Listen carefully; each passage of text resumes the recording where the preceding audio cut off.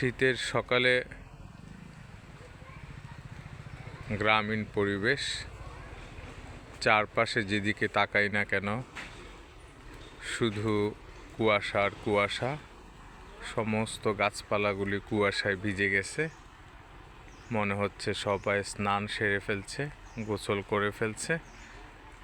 প্রকৃতিতেও একটা শীত শীত ভাব, মনে হচ্ছে ধোঁয়া উঠতেছে। রাস্তা দিয়ে ট্রাক যাচ্ছে, ব্যস্ততার কিন্তু কমতি নেই। এই শীতের মধ্যেও জনজীবন কোনোভাবেই থেমে নেই।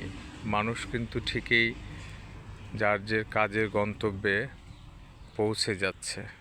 আসলে ব্যস্ততাই জীবন। যেভাবেই আমরা বলি না কেন, ব্যস্ততা ছাড়া আসলে আমাদের পক্ষে চলা মুশকিল।